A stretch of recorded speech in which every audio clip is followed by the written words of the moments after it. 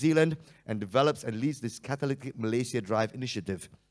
It brings to life its conception earlier this year. Congratulations. And through her tenure at MDEC, she has led various initiatives covering sharing economy development, digital agriculture adoption, and digital government transformation.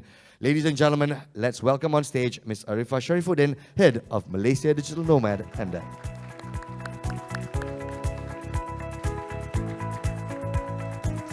Again, ladies and gentlemen, let's have the QR code displayed on screen, and let's have any questions that you may have pertaining to the Digital Nomad program and attracting our digital nomads right here to Malaysia. Please scan the QR code and join our platform at slido.com, hashtag MDW2022_1. With that, Arifah, over to you. Hello, good morning, everyone. Thanks for being here with us today. So I'm just going to invite our speakers to come on stage, and they are Ms. Yizhen Fung from AirAsia Super App. Yizhen, please come out on stage. Mr. Rickson from Tourplus, CEO of Tourplus. And Encik Khairuan Abdul Rahman from Paynet. He is the Director of Retail Payments and Services. Please come and have a seat.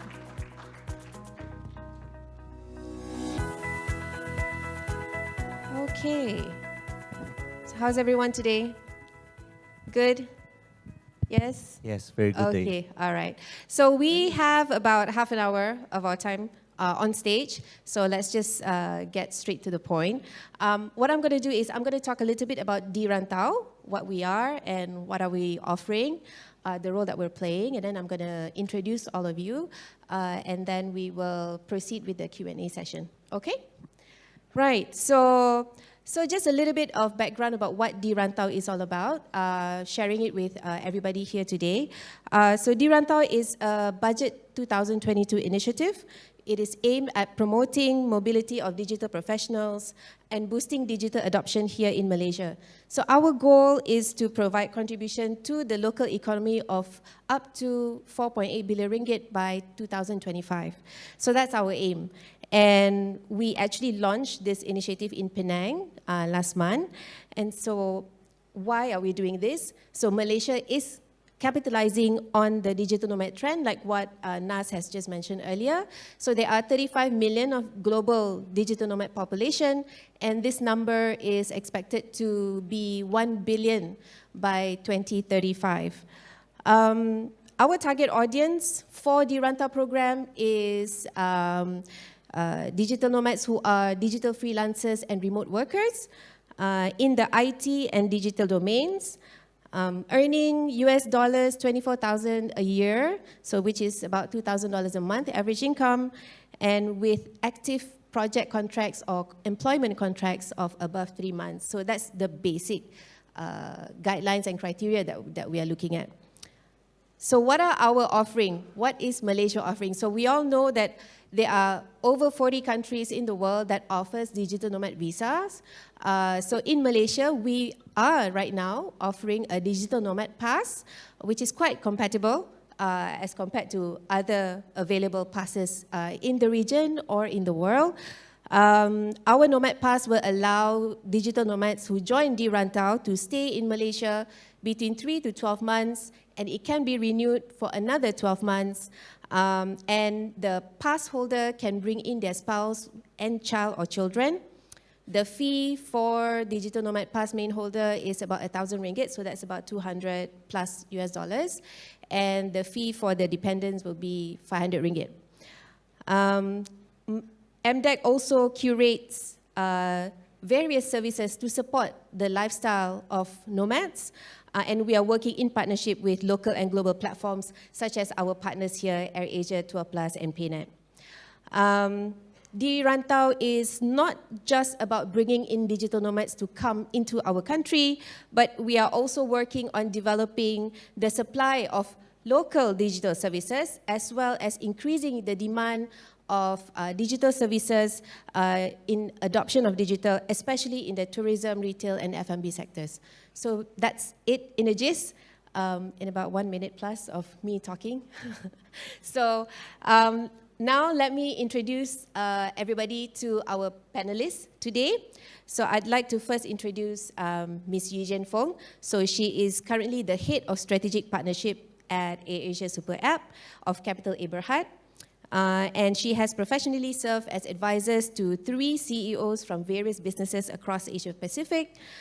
She holds a Bachelor of Arts from the Oxford University and an MBA from Asia School of Business in collaboration with MIT Sloan, graduating with Dean's List Awards. Congratulations to Yizhen. Next is Mr. Rickson Goh. So he is a visionary, passionate entrepreneur. If you are in the tourism space, you would know Rickson very well.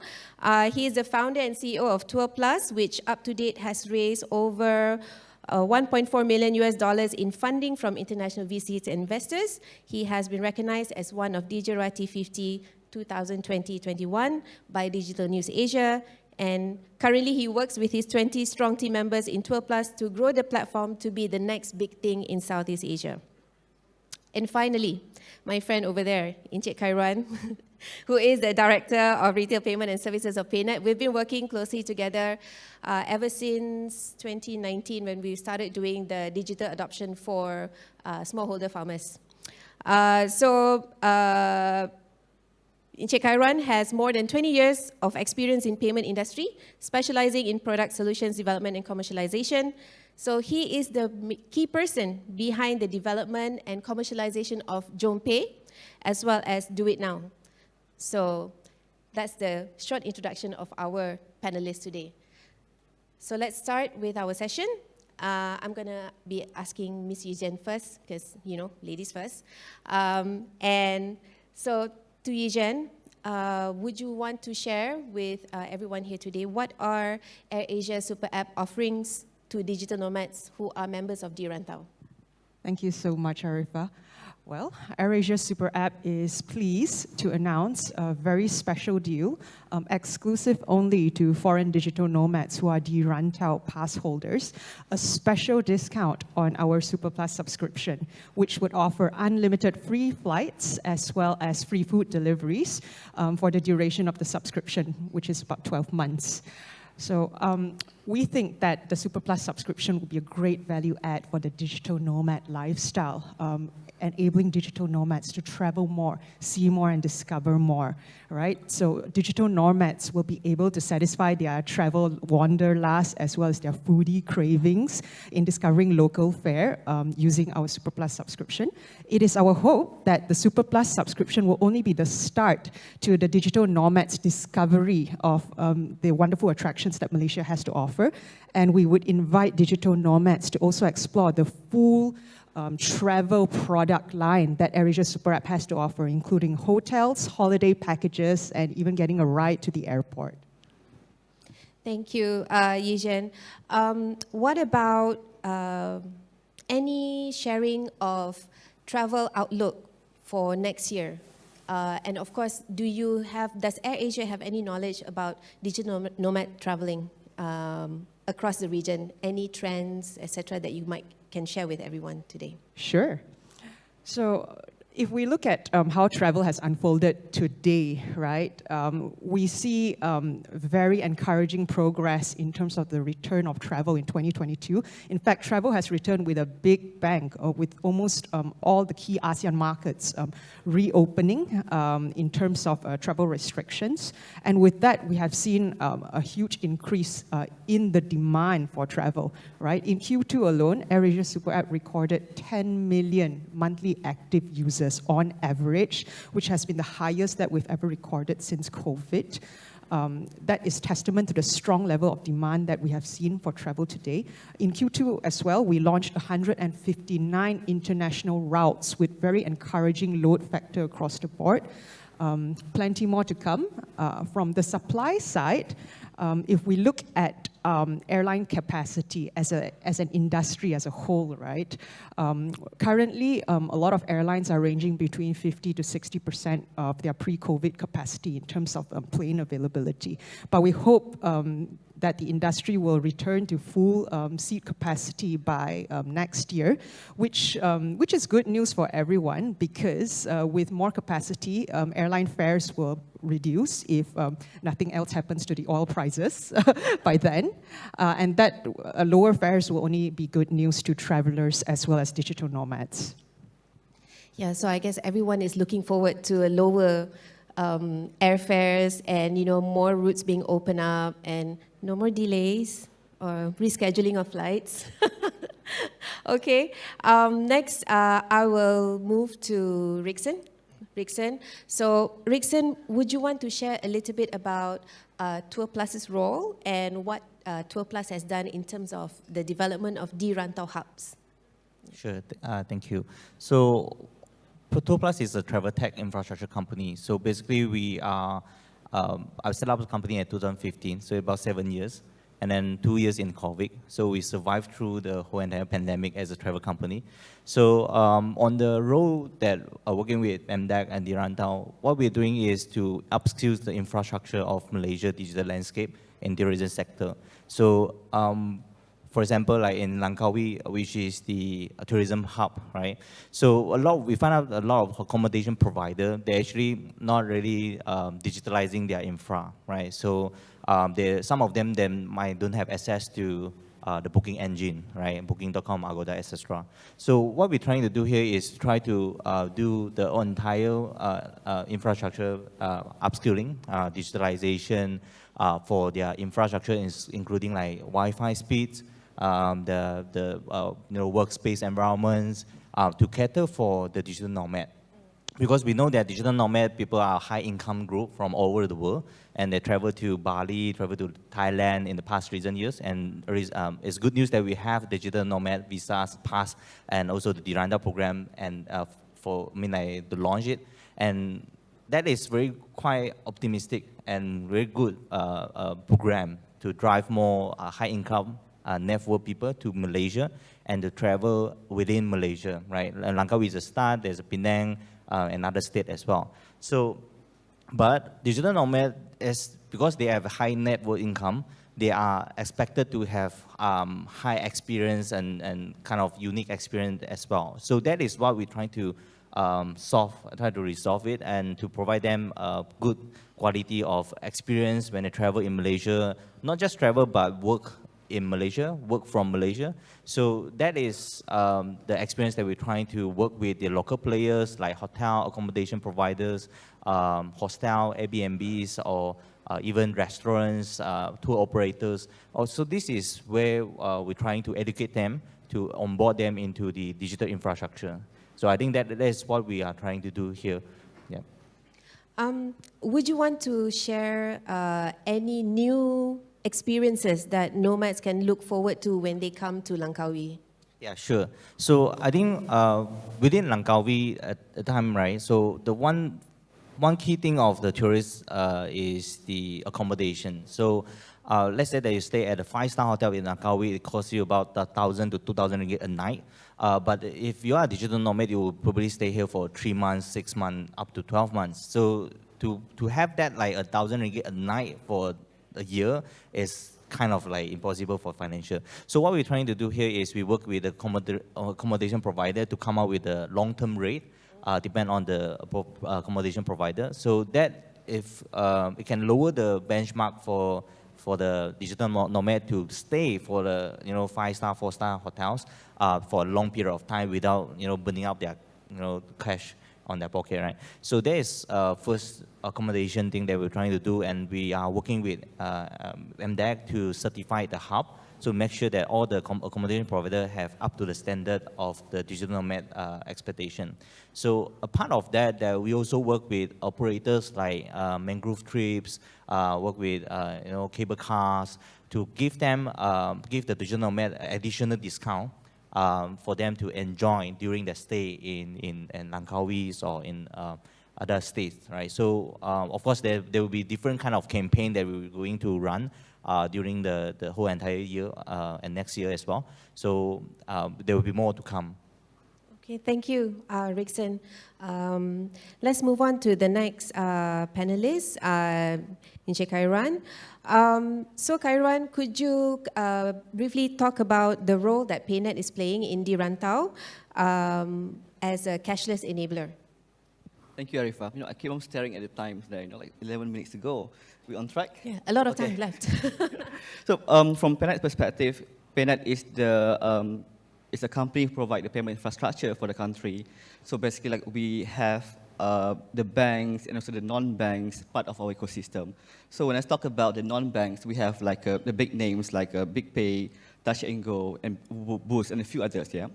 So we bring this together, bring the banks and also the non-banks together to to enable the hubs and also the merchants around the area, like say Penang and Langkawi, to make sure that they are offering the e-payment solutions such as QR, or it could be My Debit as well, depending on the size of the merchants. Yeah?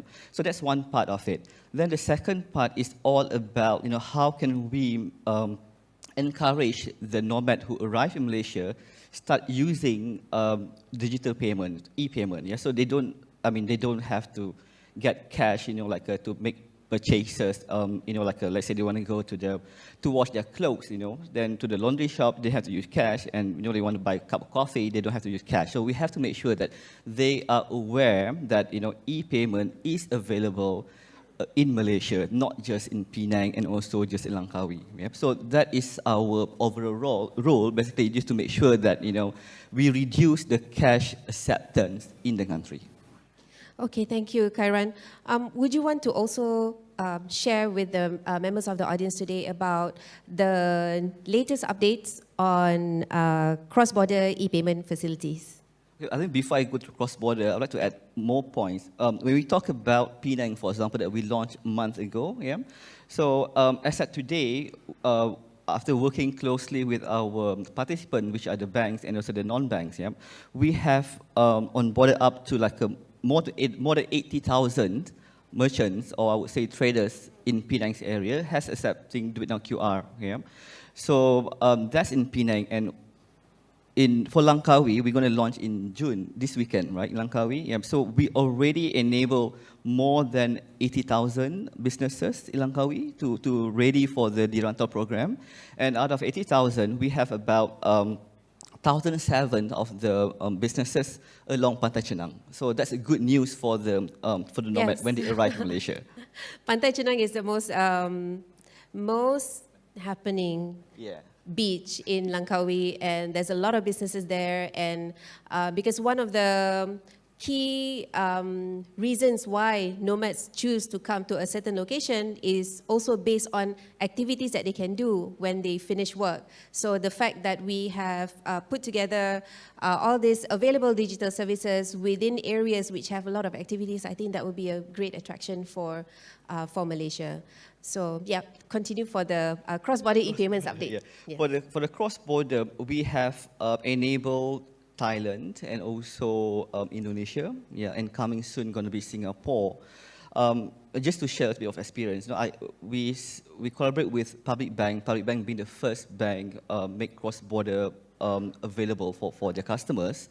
So we sent about few people to Bangkok a couple of weeks ago just to test, to experience from the customer perspective, and it works amazingly. And also when we look at the exchange rate is competitive, I would say that. So Malaysia who go to Thailand today, or even if they go to Indonesia, they can scan the local QR in Thailand. They call it PromptPay. Like Malaysia, we call it Do It Now. Thailand call it PromptPay, and Indonesia call it Kris. So Malaysia who have Public Bank account can scan those QR when they travel to Indonesia and also to Thailand. Vice versa, for Thai people who come to Malaysia, they would scan Do It Now QR. Yeah, but then for acceptance or enablement in Malaysia, we are doing it progressively. So hopefully by Q1 next year, all the Do It Now QR in Malaysia are able to scan by the Thai people and also by Indonesia as well. Okay, that's great. That's a very good outlook for the Rantau program, because we also hope that our offerings at the Rantau can be transcended cross-border can also be applicable to Thailand as well as Indonesia, our neighboring countries. Let me just quickly check on the Slido if there are any questions. For now, no question. Any questions from the floor? Does anybody have any question to ask our representative from AirAsia Super App, from Tourplus and Paynet? No? Arifah, can I say something while Yes. waiting for the question? Okay, You have boleh. 6 minutes to go, Boleh. right? Yes, yes. So, there's something that I'm thinking about, how can we go deeper in terms of the digital nomad? Maybe, Arifah, we can work closely with MDEC, to build, I know you guys have the starter kit, for example, right, for the nomad who come to Malaysia. So we want to offer, to be part of the starter kit, allowing or, make sure they're aware how can they download the apps for the bank's apps or the e-wallet apps, to make sure that, they can download it easily, then they can use it right away before they even leave the airport.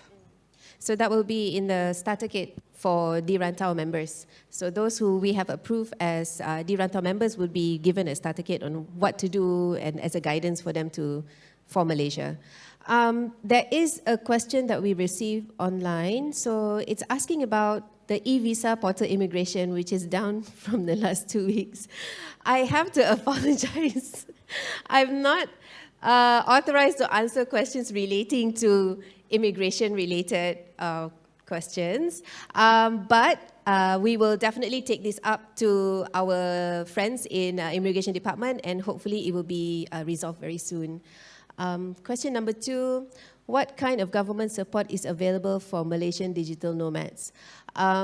So so for Malaysian digital nomads, so digital nomads who are Malaysians, when they join the Rantau program, which they can actually sign up on MDEC website.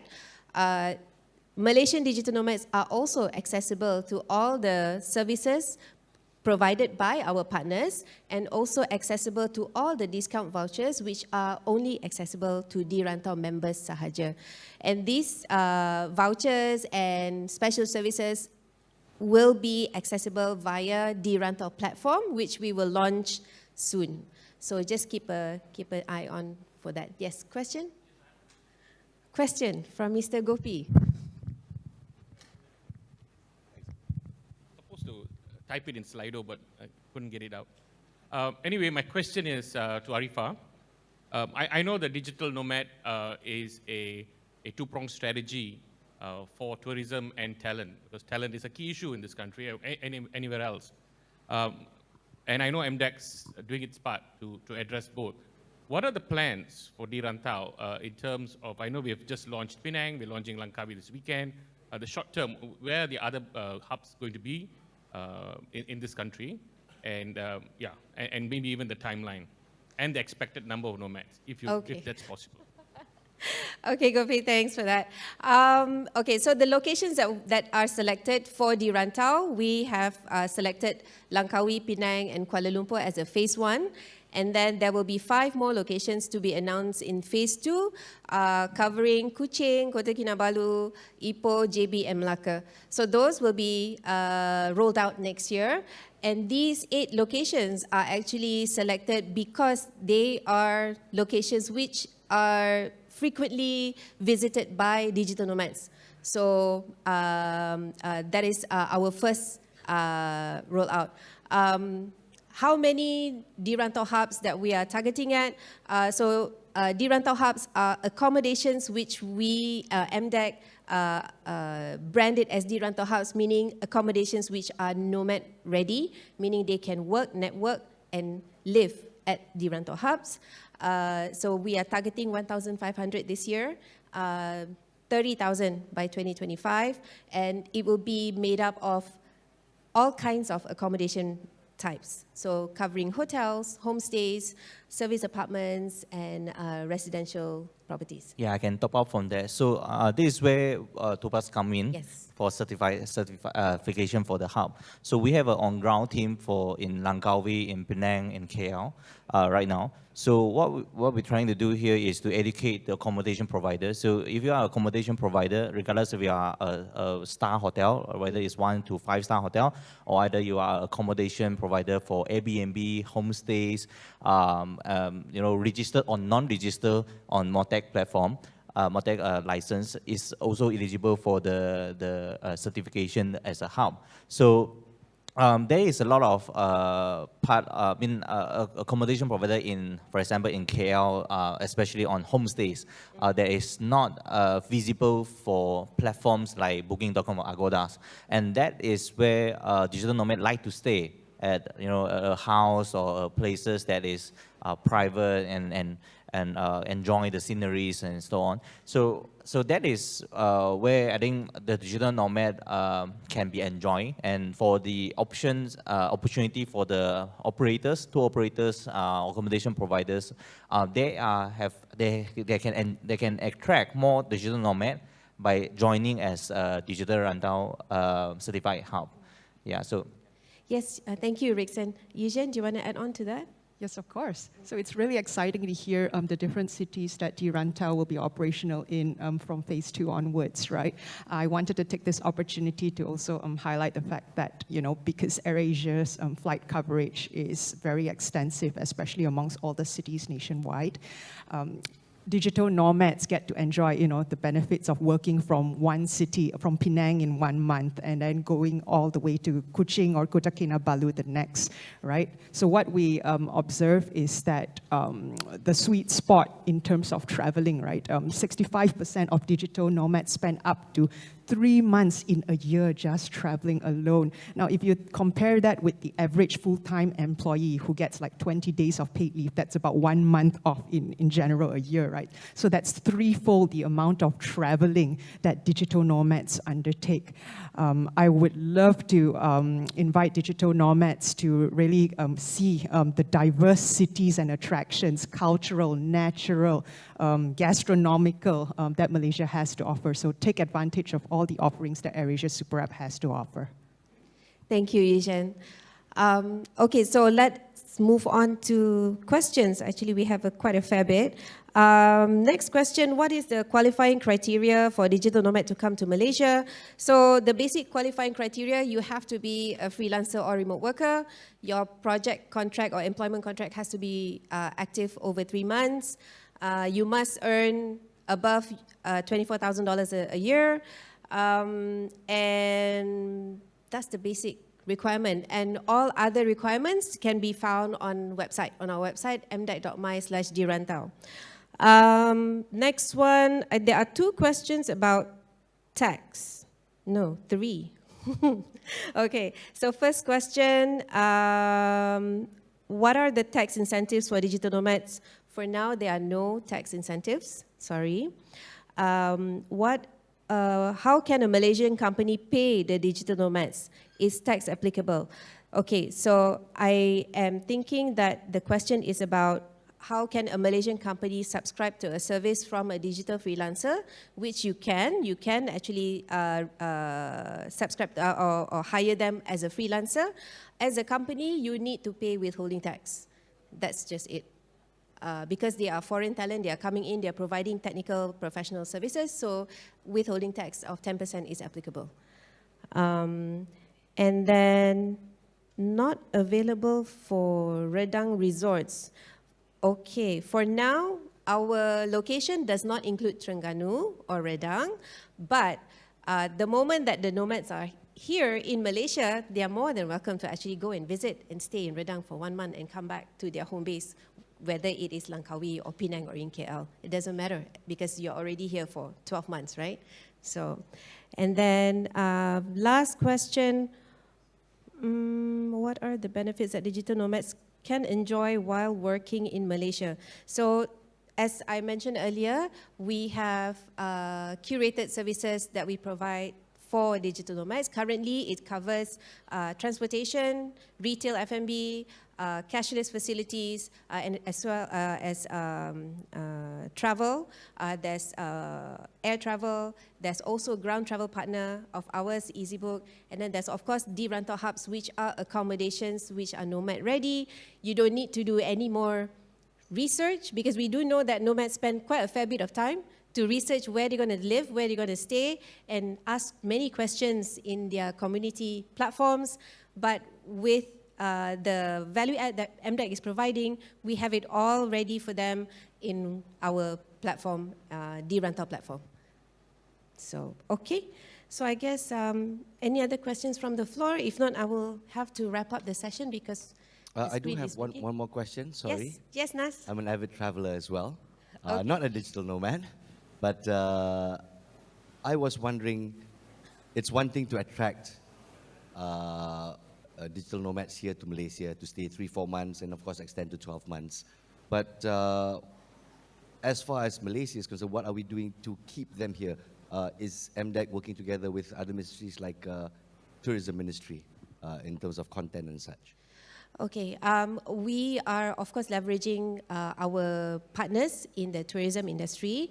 When you talk about how we want to retain them here in Malaysia, you know, when people talk about digital nomads, it's, the news that you read tends to be about how nomads come to a city or a country and then they just take and consume. Mm-hmm. But there is a new movement that's coming up because these global nomads would want to contribute back to the local community. So in that way, we actually have a plan to do knowledge transfer, local community engagement between nomads as well as specific partners that we have appointed. So for example, with Digital Penang is a startup community builder in Penang. So those nomads who are based in Penang, we encourage them, we want them to be participating in startup community building activities organized by Digital Penang. So that's just one example, and we want to do more in the future. Excellent. So engaging the digital nomads in our local culture as well. That's a really good initiative. Thank you so much, Arifah, and of course, round of applause to our panelists. Thank you for spending some time with us. Time to download that Grab super app right here, right now. Meanwhile, ladies and gentlemen, thank you very much for your questions. And while I do think MDEC has its act together in bringing digital nomads to Malaysia and of course contributing to our economy, there's still certain issues, of course not by MDEC alone. It has to be collaboration with immigration department, with taxation, and of course this plan is an iterative plan. There's phase 1, 2 and 3, and so things can only move on up from here. All we have to do as well for Rakyat Malaysia is to welcome them with open arms and strengthen our domestic tourism. Mak Saleh from the other side of the world, they didn't come here to just go, wow, look at KLCC, look at the